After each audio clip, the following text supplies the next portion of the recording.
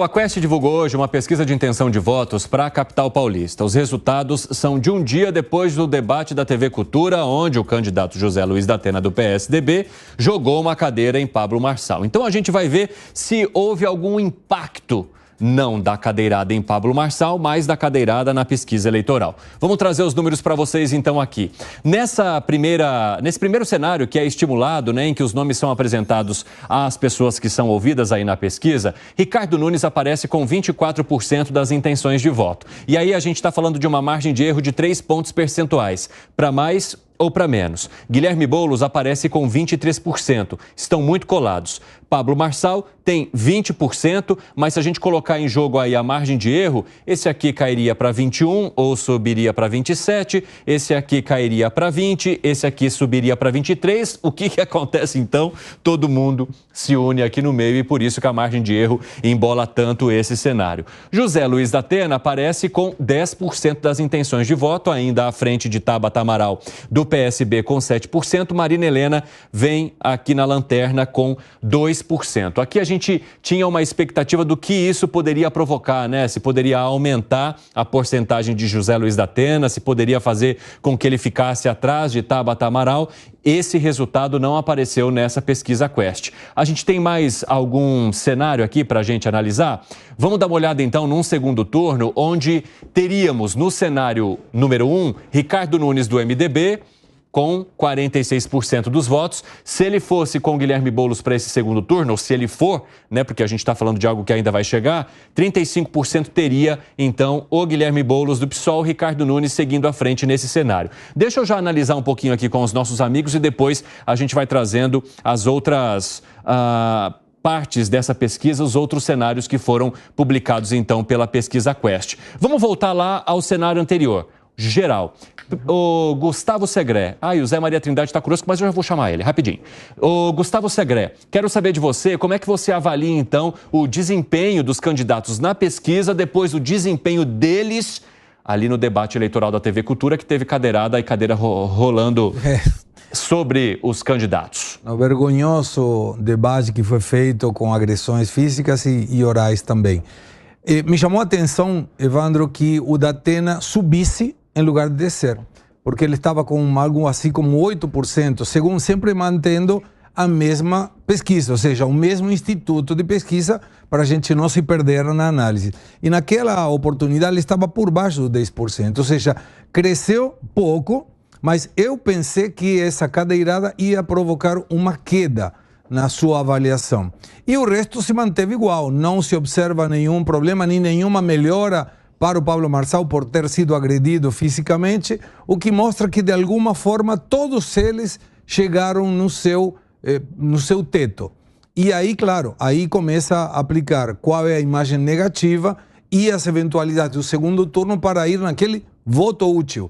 Se chegando mais perto das eleições, o eleitor identifica que aquele candidato que representa suas ideias não tem chance de ganhar, ele pode ir votar alguém que não quer que o outro ganhe. Então, imaginando que alguém queira votar no da Atena, ele observa que não chega competitivo para o segundo turno e ele não gosta do Nunes ou do Boulos ou do Marçal, iria automaticamente no voto útil. Isso agora não estamos enxergando, falta ainda 2 semanas. Sexta-feira teremos mais um fechamento de semana com pesquisa e na outra também. E a partir de aí, é só esperar. Bom, Alan Gani e Zé Maria Trindade já estão conosco também. Zé, quero ouvir a sua avaliação sobre esse cenário atual que traz a Quest nesta quarta-feira. Bem-vindo, meu amigo. Essa pesquisa é um divisor de águas. Muito obrigado, Cine. Um abraço a todos aí, todos os colegas aqui de bancada. Essa pesquisa ela é fundamental porque ela é um divisor de águas diante do momento em que estamos vivendo. Estamos passando por um momento importante em todas as eleições do país. E eu analisei várias pesquisas de capitais e vi exatamente uma definição ali vamos dizer, de uma projeção do que vai acontecer nas eleições. São Paulo, vamos lá. A primeira coisa é o seguinte, eu não descartava o Zé da disputa aí, que é o Zé da Atena. Todo José é um Zé. E não é pejorativo, claro, porque eu também sou um Zé. A história é a seguinte, eu não descartava o Datena. Agora a gente sabe claramente que o segundo turno está preso a esses 3. É claro que possibilidades fortes da disputa entre os dois ali na ponta. O prefeito, né, Ricardo Nunes, e o desafiante aí, o Boulos, que os dois estão muito estáveis ali, né, neste patamar. E o Pablo Marçal, se houver algo extraordinário, ele pode sim retomar, mas é muito difícil. Ou seja, eu aguardava exatamente esse ponto, porque aí já se passaram debates, sabatinas, muito bem feitas e mostrando conteúdos, e principalmente o horário de televisão que poderia mudar alguma coisa. Quando eu digo mudar, não é só melhorar a performance, mas piorar. Porque quando você apresenta um candidato, as pessoas podem descobrir problemas nele, defeitos na campanha, né? Então, esta condição aí consolida. Sobre a trajetória, o grande perdedor aí é o Pablo Marçal, porque ele quebra uma tendência que era de subida, ele vinha numa subida muito rápida. E além de perder esta condição de ascendência, ele cai exatamente depois de um episódio ali que revela a personalidade dele e ele perde eleitores importantes numa área em que ele é muito forte. Classe média, não classe alta, mas classe média, masculina, e esse é o eleitorado dele, principalmente a área, vamos dizer, evangélica, que ele trabalhou muito. Então, esta pesquisa é importante e eu diria até que definidora para esta reta final. Eu quero fazer a comparação dos números anteriores com os atuais para vocês entenderem como o eleitor ele se manifesta nessa pesquisa em relação ao debate da TV Cultura, né? E a essa expectativa da Quest de conseguir ter essa sensibilidade. Ricardo Nunes se manteve em 24%. Guilherme Boulos estava com 20% na pesquisa anterior, subiu para 23%. Já Pablo Marçal estava com 23% na anterior e caiu para 20%. Esse efeito cadeirada, nesta pesquisa, fez José Luiz da Atena subir 2 pontos percentuais. Então, ele estava com 8, passa para 10. Ele também fez Tabata Amaral, que estava com 8, cair para 7.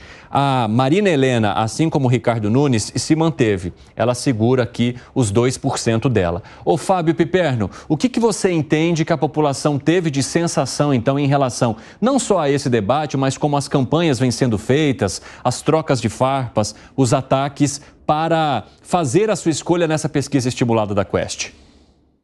Muitas coisas. Por exemplo, o Pablo Marçal, sem dúvida nenhuma, foi quem mais perdeu de um levantamento para o outro, não apenas porque recuou de 23 para 20, e aí a gente poderia até argumentar que isso está dentro da margem de erro, mas também, Evandro, porque a rejeição em relação a ele cresceu demais. Esse é um dado negativo, até imaginando aí um segundo turno. Exatamente, a gente está falando de duas rejeições muito grandes, né? Guilherme Boulos e Pablo Marçal são os que têm mais rejeição hoje. E a do Pablo Marçal cresceu. Da Atena também tem certa rejeição, né? A rejeição dele também é grande. Agora, a Tabata Amaral e Nunes, por exemplo, tem menos. Tem menos. E aí é um outro dado importante. Dispararam as buscas ao nome e aos perfis do Datena nas redes sociais. Enfim, ferramentas como o Google e tudo mais. O que é surpreendente, porque ele já é um nome bastante conhecido, mas isso também mostra que uma parcela do eleitor voltou a se interessar mais por ele. Então, como faltam aí quase 3 semanas, vamos ficar atentos também a essa movimentação. Agora, há outras 2 questões extremamente importantes para mim que vêm se consolidando nesses últimos levantamentos. Cada vez mais, Ricardo Nunes se torna muito menos dependente do presidente Bolsonaro, que mal aparece na campanha dele hoje. E a gente sabe que grande parte do eleitor bolsonarista já migrou para o Pablo Marçal. As pesquisas, aliás, apontam isso com bastante clareza. Da mesma forma que o governador Tarcísio vai se mostrando até aqui, por enquanto, pelo menos, o grande ganhador dessa fase anterior ao primeiro turno. Porque o prefeito Ricardo Nunes vinha numa situação bastante incômoda nos vários levantamentos recentes, e a partir do momento que começam os programas de televisão com a presença, com a participação quase que onipresente do governador de São Paulo, o Ricardo Nunes, o prefeito Ricardo Nunes ele volta a ganhar fôlego, são muitas as agendas comuns, inclusive, e é como se o governador tivesse adotado o prefeito como seu candidato.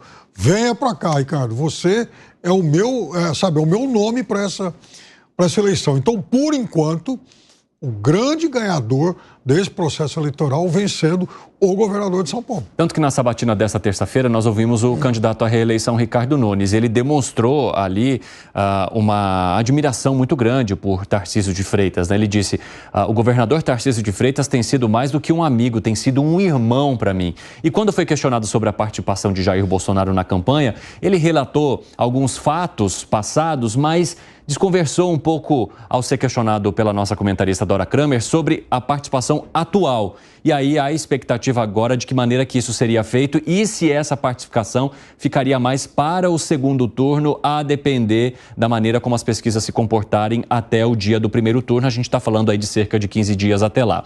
Vamos dar uma olhada então agora nos cenários de segundo turno, né? Se a gente olhar para o primeiro cenário entre Nunes e Boulos, Nunes levaria com 46% contra 35% de Boulos. Em mais um cenário preparado pela pesquisa Quest, a gente teria Nunes e Pablo Marçal. Neste caso, o resultado é um pouco mais elástico para Nunes, chegando a 47% contra 27% de Pablo Marçal. Em mais um cenário de segundo turno entre Guilherme Boulos e Pablo Marçal, aí sim, levando em conta a margem de erro de 3 pontos percentuais, aqui cairia para 39, aqui poderia subir para 39. Então a gente tem um ambiente um pouco mais embolado, até porque a gente está falando de duas figuras que têm alta rejeição.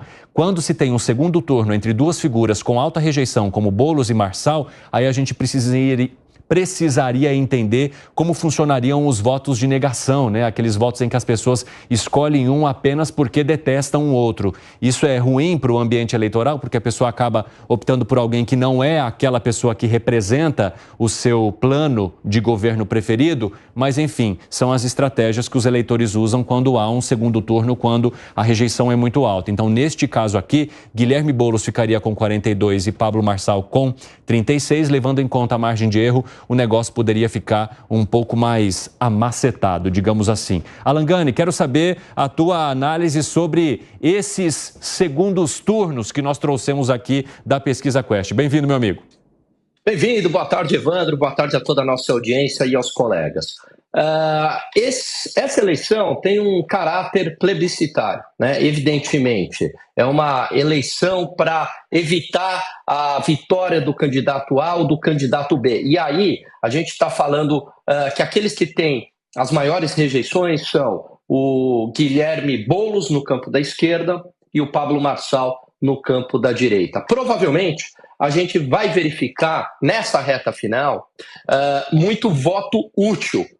Algo que nas pesquisas anteriores não era captado, mas à medida que o pleito vai fechando, vamos chegando próximo do primeiro turno, essa tendência fica maior. E aí está justamente a força do Ricardo Nunes.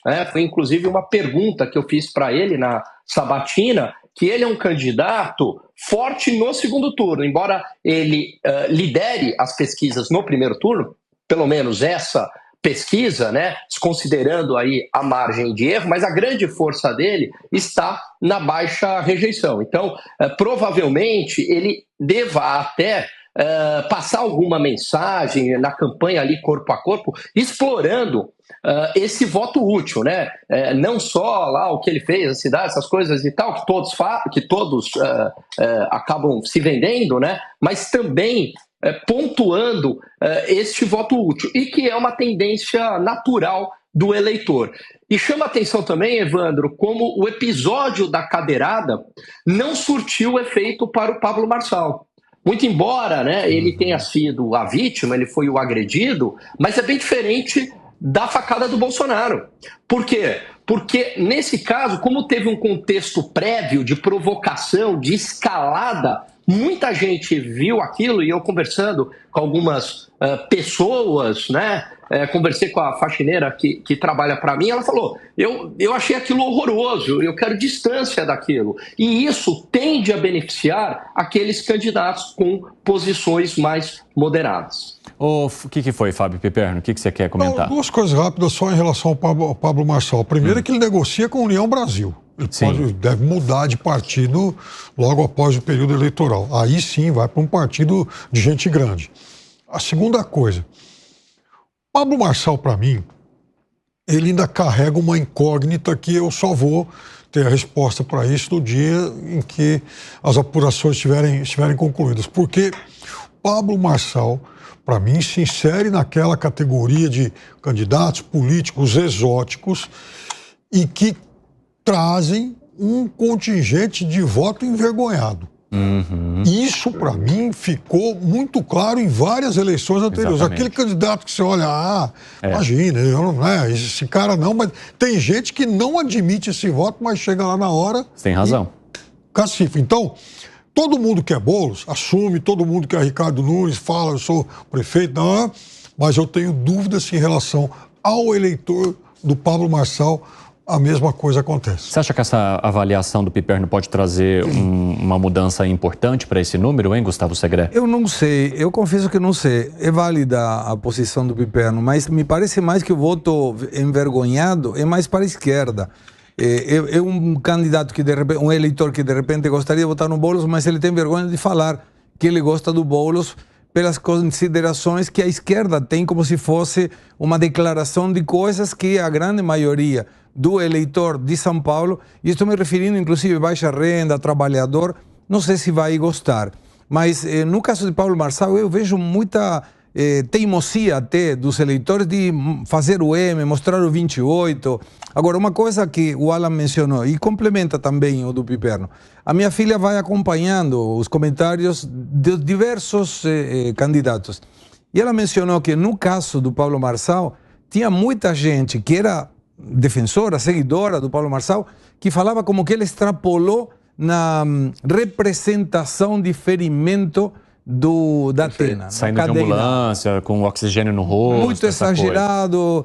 Tinha inclusive uma pulseira verde que mostrava que não era de emergência a sua necessidade hospitalar e que de alguma forma ele tinha provocado, não justificando obviamente a cadeirada do Atena, mas que ele tinha provocado. Então, me parece que não deu o efeito que talvez ele pensou que poderia dar. Mas são pesquisas, chegar no último momento, a pessoa que vai apertar a urna pode mudar de opinião e mostra uma tendência, sim, mas pode mudar.